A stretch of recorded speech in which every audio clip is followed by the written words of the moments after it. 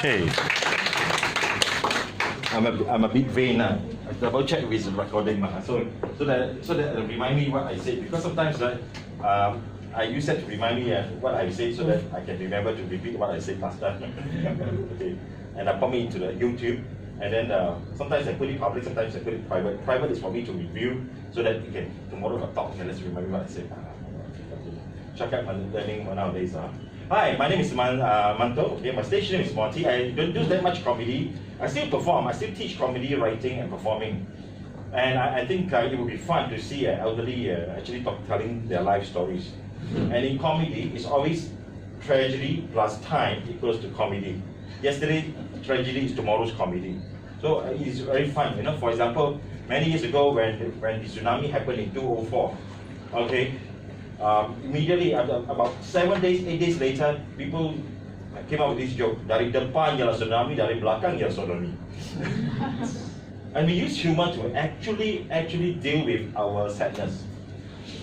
Humor is a defense mechanism. It's also what we call therapy for a lot of people.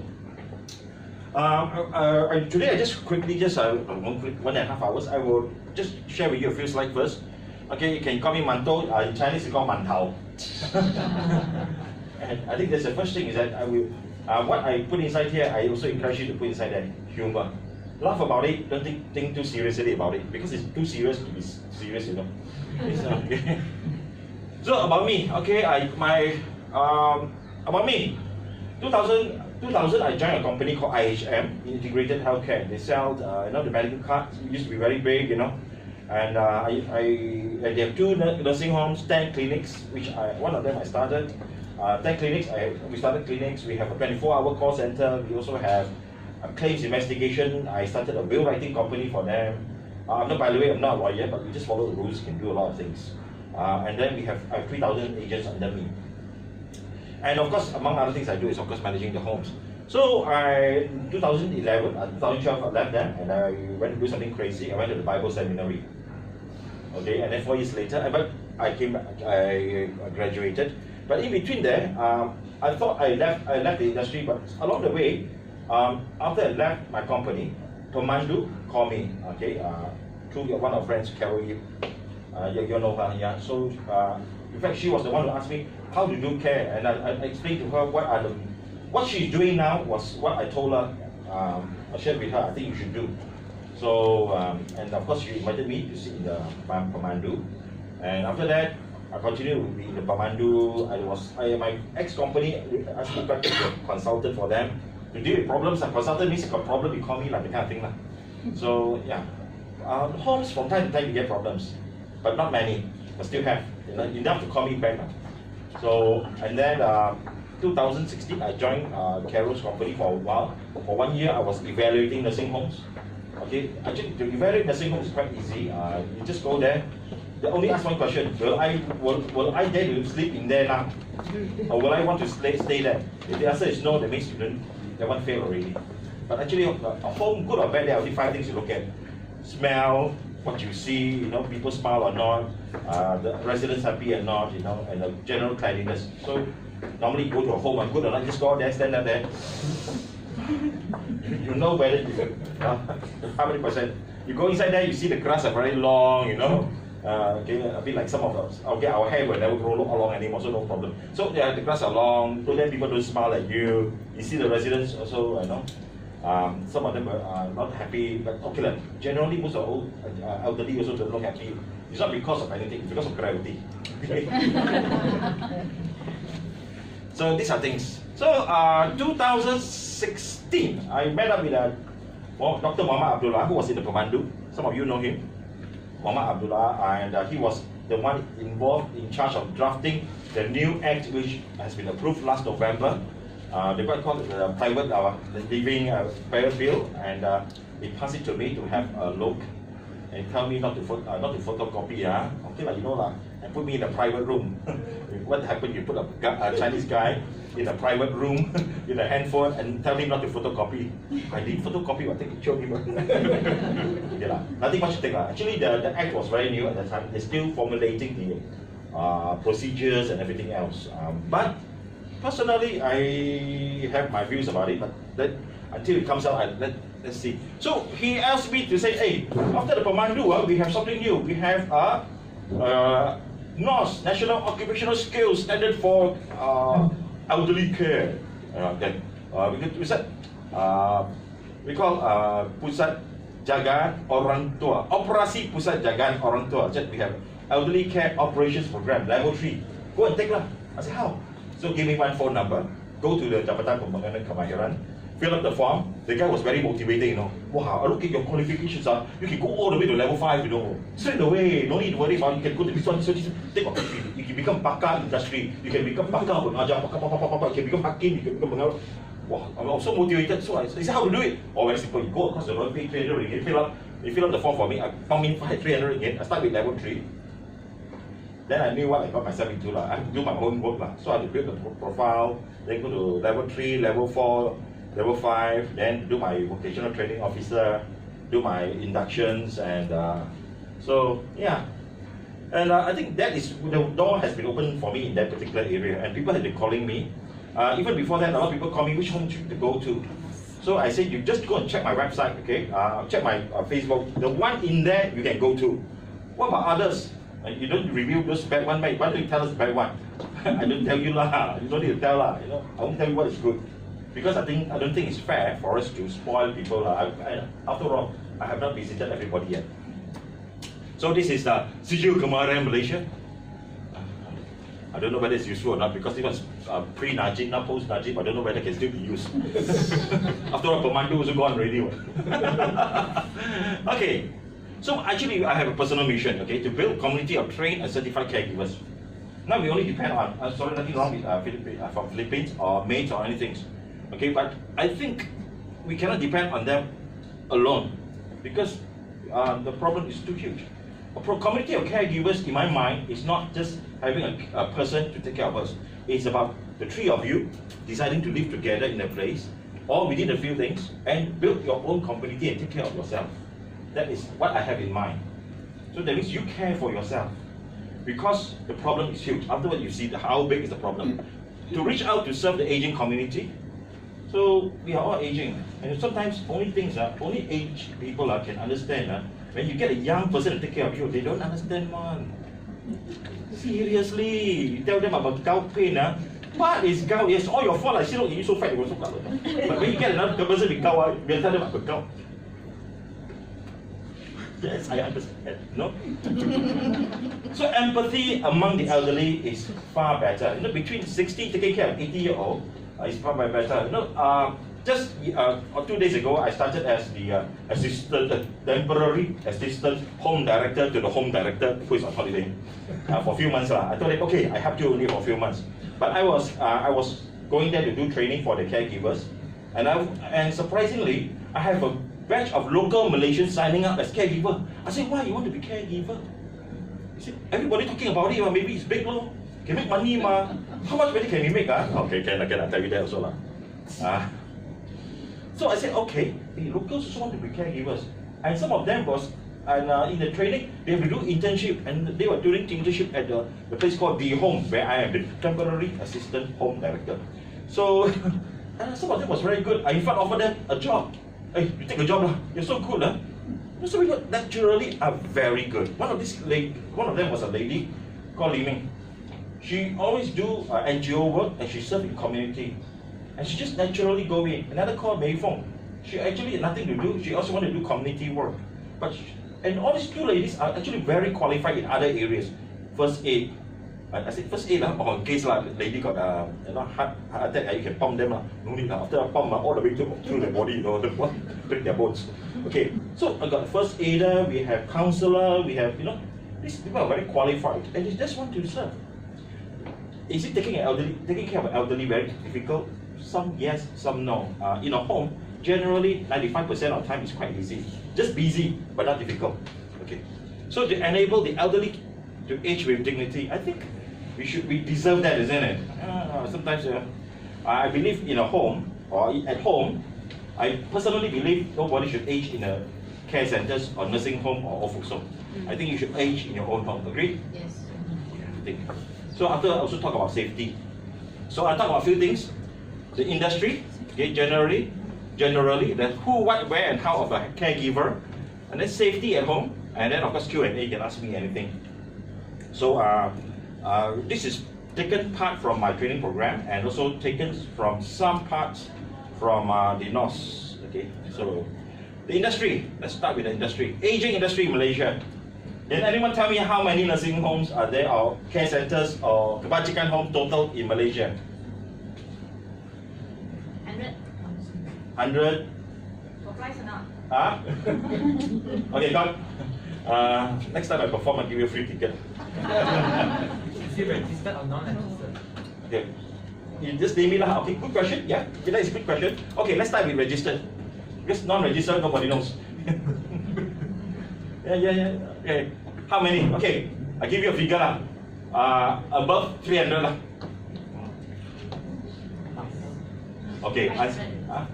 Okay, the answer is actually depends on whom you ask. Okay.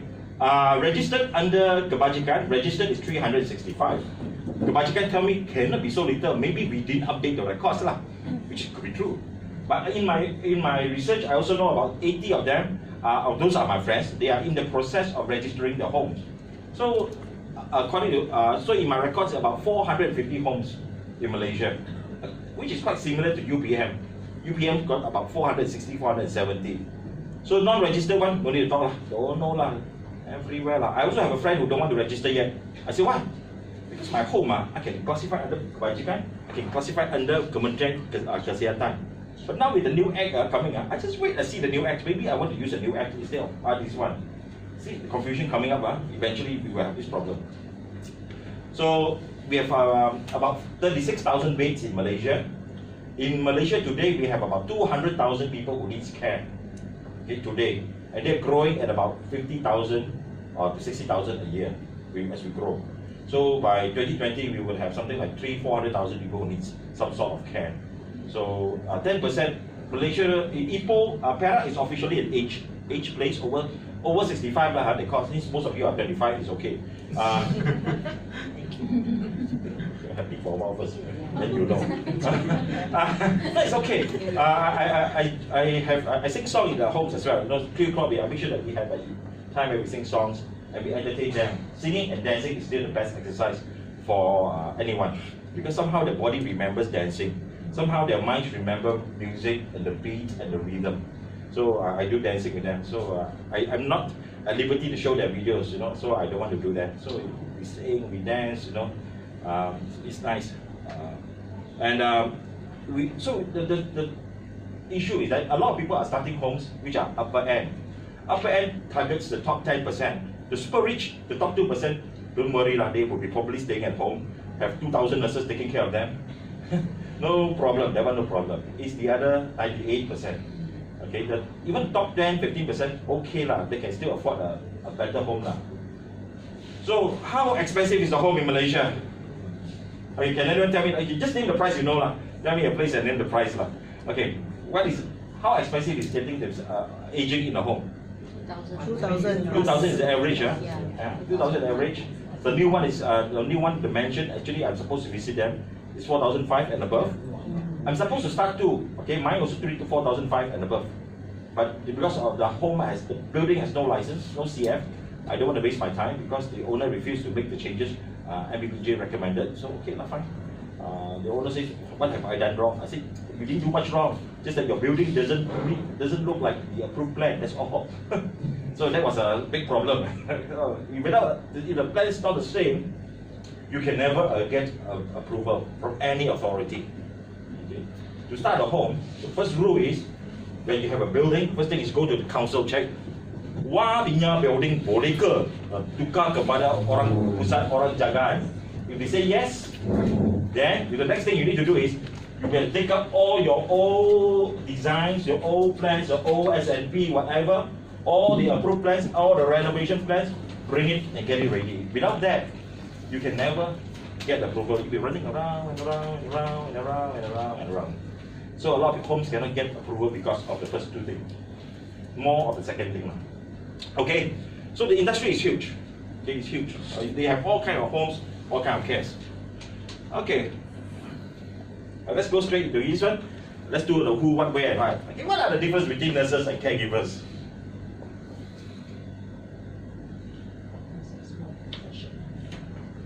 Wait, caregivers are not professional, man. Hurt me, man. Okay. Then there's a point there. Yeah, correct. Yeah, in a way. Nurses are licensed. Okay, license in what? They have to go through the Ministry of Health. They go to a Ministry of Health. They have Okay. to sit for exam. Let's for exam. Okay. Nurses deal with clinical and medical aspects of care. That's the main thing. Okay. Okay. Basically, I will tell you this. It's good. You all hit the point there. Nurses definitely is trained. Okay, to train to care. Okay. There are a few things here. A nurse is medically trained, and a caregiver is not. That is the main thing. But at home, do we need a nurses? Do we need a nurse? No, it's not necessary. It's not specified in the law. Okay. In fact, to have a nurse in your care centers under kebajikan, it should be classified under nursing home, Kementerian Kesihatan. So these are little things, little incongruity we have at the moment. Okay, but never mind. The government is not going to close down any home for having a bit of incongruity. Why? The question is this: when we asked Do Puan many years ago, 2 years ago, I said, Do Puan, since we knew about all these homes breaking the rules here, there, a little bit here, there, why don't you close it down? Ini kita semua sudah tahu. You bagi tahu saya, kalau saya tutup, mana mereka tidur? We have no answer. So, actually, the government, in spite of all this, they're quite gracious. Okay, not the government, the authorities, the ministry, and people working there. There are a lot of good people inside there. Nurse can be called a caregiver, but a caregiver cannot be called a nurse. Okay? A nurse can dispense medication, a caregiver is not allowed to do so. We cannot dispense. Even if you tell me you have headache, but I cannot give a Panadol. No? Okay? Of course, even a nurse cannot dispense it, okay? But a nurse can dispense it into the box and everything else and arrange everything. A nurse cannot prescribe, but it can dispense it to the box, arrange everything. We can give it to the patient. The residents, no problem. But the whole thing must be arranged and signed off by a nurse. So in the home I'm managing now, our nurse just left. So what do? We got temporary nurses, qualified nurses, and doctors to come and check the medication. That's the only thing you have to check. In a home, the most important few medications very important. Okay, one is diabetic, one is hypertension. The next thing is all the anything that links to psychotic or the mental life. If you are cerebral palsy, you may get fits, so you make sure you have the medication. If you're depressed, make sure you have all those antidepressant or medication. These are the three things. Anything else is not the end of the world. Okay, so this three cannot go wrong. So we can do that. Okay, who is a caregiver? Okay, basically all of you are caregivers now. In fact, anyone who has cared for someone is a caregiver. But now the government, by next year, they will be announcing that caregivers should be trained and certified. They haven't decided whether it's going to under JBK or under Kementerian Kesihatan. If under Kementerian Kesihatan, we are back to square one. You know why? They need a minimum 5 credit. But caregiver, you don't need credit. What credit you need? I got credit, so how? I can speak Bahasa Malaysia. Yeah, my mother is Chinese. The people I care for are Chinese. I can tell you this is a secret here. A Chinese caregiver can command up to 4,000 a month to care for somebody if you can speak Chinese. Okay? And cook Chinese food, you can add another 500 and bring it up. If a Malay one can look after Malay, also can command 3,000 to 4,000. They want their own people to take care of them because they want, when you reach a certain age, they want you to go back to what they are familiar with. They want to go back, because their mind can travel to the today or the past, usually in the past. They don't know how long in the past. Sometimes in the past, whereby they see the son looks like their father, look like her father, they call Abba, call the son Abba, it can be like that. But they want comfort. Indian take care of Indian, Chinese take care of Chinese, it's in high demand. Okay, and it's not hard work. Okay, the hardest work is only changing pampers, taking them to the toilet and bathing them. Now, if it's really medically serious, then you need nurses lah. You need machines to monitor and all those things. You need nurses. I can't do that job. in a home, generally we don't take high care. We take mobile and immobile, semi-mobile. So a person who provides a journey of joy and dignity for the elderly as their friend and even children. So I got a lot of godfather and godmother in the home. So we make it friendly and we make it fun for them. You know, we are not taking over the job of the children because I'm not in their will, so I'm not going to do that. But we be like their children. Okay, I'm a bit direct and all those things. Sorry, I hope you don't mind. But we care for them and have fun with them. Let them enjoy it, but we care. So there was this lady who just who entered the home I'm with now. Just 3 weeks ago, she is a bit dementia and she got disorientated. She's 90 years old, slightly older than Mahathir by about a year. But she can walk and she has lots of energy because the moment she got disorientated, the night itself, she took her walking stick and whacked everybody from 2 a.m. until 4 a.m. No, I said, Bruce Lee also cannot do that. Mahathir can talk for 2 hours, but I'm not sure about whacking people for 2 hours. And we saw it on video, okay, good thing. Okay, but a few weeks later, now she got better, she got used to the place, and now she doesn't whack people. She even helped us to feed people. In fact, the day we were so surprised she was feeding, we take video, you know, and show to the son, your mother is feeding people, you know. No more beating, no more beating. But from time to time, she gets disorientated because once she get up in the morning, they say, where am I? Or if you sleep in the afternoon, she gets disorientated. Yeah. So our job is to provide a journey. Now, people say aging, there are three stages, okay? Low care, mid care, high care, or no, okay? Or semi-mobile, depends on, or immobile. I would say there are actually more stages. I said 9 possible stages, but I think there are even more than that. All of us here, if all of us here are 80 years old, none of us is going to age the same way. Some will be like that, some will be like that, some will be like that, like that, like that, like that, like that, you know? Good, bad, good, bad, good, bad, you know?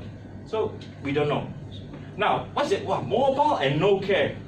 What is mobile and no care? These were people in the retirement center who are very rich. I don't need to care for me. Just give me a good place. I don't want to see my children. I have money to spend. Then mobile and low care is those usually, you know, I mean, they need medication to remind them, you know, someone to take care of them a little bit, just to make sure. Mobile and high care are usually those. Okay, this one, a lot of people, not enough centers. You want to do, you can do dementia centers. High demand, but not enough workers. Okay, because all the workers will be blue black eye every day. No, not that bad, not that bad. Because no dementias are the same, okay? The 2% who can be having the same name does not behave the same way. None of us going to behave the same way. It's fun. Semi-mobile, okay. Semi-mobile can be no care. They can take care of themselves very easy, you know. On wheelchair, but they are very mobile. Some people just don't want people to care for them. I know someone like that. I have semi-mobile with low care. You know? So you can be in many stages, any of the stages. Okay, I want to talk about this thing very important. In caregiving, and the difference between caregivers and nurses. I know caregivers, nurses are trained in medical and they should train in dealing with death. But most nurses work in hospital, right? In hospital, how many of them check in and don't check out? Most of them check in, 90%, 95% will check out. Okay, a lot of people will actually go back home. When they go to hospital, they go back home. Okay, so their training is that they expect people to heal and to go back home. Okay. In caregiving, okay, especially what we train is, this. I will train them to know one thing. They are going to depart, okay, and they're going to land somewhere. They are going to land somewhere. So our job is, we are not there to heal them, but what we do is this. We have to help them to enjoy a beautiful journey. Okay? We help them to age with dignity. We help them to reconcile. Do you know, the most fights are not seen in the hospital. A lot of fights are seen in care centers, in elderly place, and even at their own home. Have you seen family fighting over the mother and father? Yes, I just had one. You know, I didn't see the whole. This one I didn't see. The last one I've seen. The old one I told you this, I will tell you this story. 3 sisters, 2 brothers. 2 brothers in Malaysia, 3 sisters in Australia, Canada, and US. So all of them cannot get along. They told our administrator, okay, you collect our monthly at 2,000. each of us on our own. You collect 400 from here, from here, from here, from here, from here. So my administrator was new, and she thought, okay lah. And then after 6 months, we don't know whether she had paid or not, you know. So we decided, no, you decide whom we want to talk to, and they don't fight, they cannot get along. Recently, the recent case was one daughter, 2 sons. Okay, the mother discharged from hospital. She immediately checked her, smuggle her, according to the brother, the word he used, smuggle her, hide her in the D home, and because because she wants to take her money, and my sister have got her to sign away 1.5 million. I don't need to know your stories, but then they found out where the mother was, and they congregate at the home, and they have a fight. Okay, and then and the other day they call out. Then they check out, send the mother to hospital again. Now I want to send the mother back here. So I told the gentleman, I said, the last time you all were here, you left a bad taste in our mouth, you know, because when they fight, they blame us. Because when the meteor hit the earth, the earthlings are affected, you know. So, the Chinese say, forcing 撞地球, you know. So we are in trouble. So, but he said, but my mom wants to eat Chinese food. Okay, we have Chinese food, we got pork lah. Okay, our place is non-halal. So we give them comfort food. So he wants Chinese food. I said, why don't you stay Columbia, Asia? When you tell me morning is not a problem, there the food either is chili or curry, or you cannot take all those things lah, you know. No disrespect to anybody, okay? She's all either Indian or Malay food. No Chinese food, no Chinese tasting food. Okay, basically she wants to eat pork lah. Okay. So I said, okay, you come and see, I sit down with you. I said, your mom is very serious. 2 legs amputated. Okay, after the checkout, another leg was amputated. Discovered got stage 2 colon cancer, not operable. I told her, sir, your mama is very sick, you know. Our place is not the best place to put them, not the best option. But I know many other places lah. Okay, not because I want to turn down business, but it's really, really high care. Because non-operable stage 2 colon cancer can turn stage 4 within a week or 2 or 3 or 4. So, and then could die in my home. Not because I'm afraid that people will die, I expect them to die. In fact, I expect myself to die one day. I hope you don't mind me, I talk about death first, because this is my first training to all my caregivers. Because a lot of them are stressed because they're not medically trained like a nurse. So a nurse will at least know certain things what to do. A caregiver, we need to give them, I understand that we are not there to heal everybody. We just make sure that when there is a problem, we get medication, we prescribe on time, we make the journey smooth for them. Okay, so that's the first thing about caregiving. Or else they'll get stressed. Why? What happens if they're sick and die? Well, I don't know. You just name one person who will not die. But you have to teach them caregiving this idea first. Or else they will get stressed. And they stress, what happened? They leave. One man called me. Okay, my name is, this is Mano. I got a problem. Why? I want to know about caregiving. What's wrong with caregiving? My father is, he's a bit dementia, cannot walk. I say, what's wrong? Well, I got two caregivers. I got 2 caregivers, but they didn't stay lah. They ran away, isn't it? After 3 months, correct? Okay, yeah. How many caregivers you have? 1, isn't it? He said yes. And then you work her 24 hours, right? Yes. You got no leave, isn't it? No 1 day off, isn't it? No. I also run away, I said. So you can't. Okay, the thing is not because he is bad or not. Not many people can afford 2 caregivers.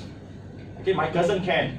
He spent 15,000 on the mom for 6 years, and for her to just pass on recently 6 months ago. But not all those are in the top 2% of the population. Those who can spend 8 to 10%. Not very, yeah. Now, okay, we just have a bit of fun. We just edited. I know the serious subject, but I start off with this part first. But a lot of stories. Then the question is, you can ask me in your mind, is how to care. So we have to reconcile. So this guy who agree with the sister who stole the mother out of the hospital and put it at home. I said, friend, you are angry with a lot of people. We are not angry with you. He said, I'm not angry. I know. You want me to record and play back to you? I said, I can talk to him like that. I'm used to talking to people like that. I said, no, you have to forgive all the people first. Let's focus on You are so angry with people. How can you take care of your mom? How can we help you?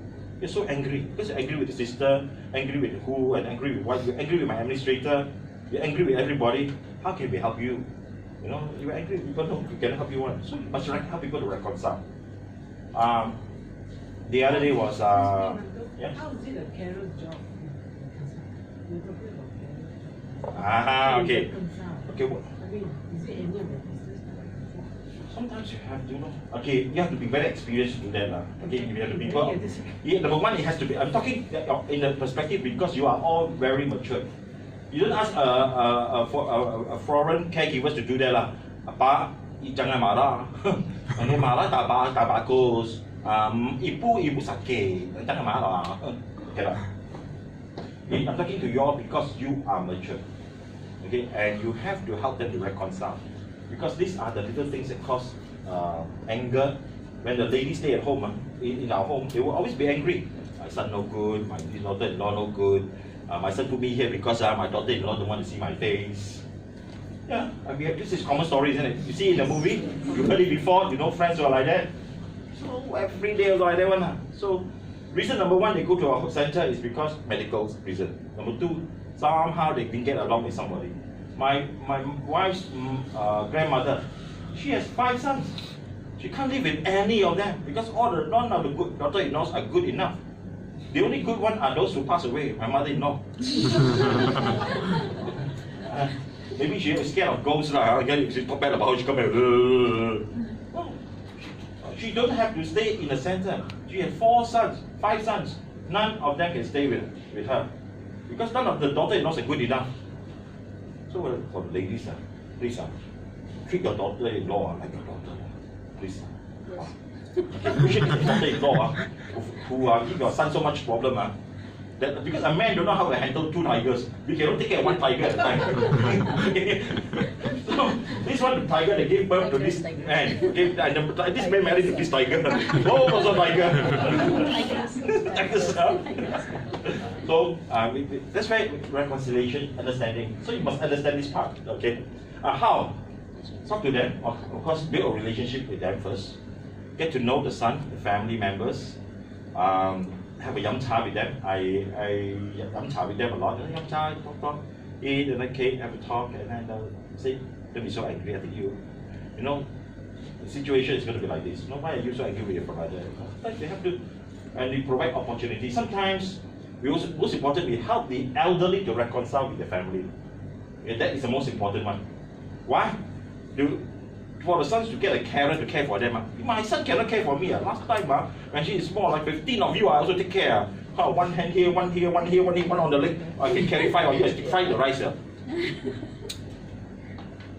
But then, if 15 of you get a carer to take care of me in some places, how do you take care of me?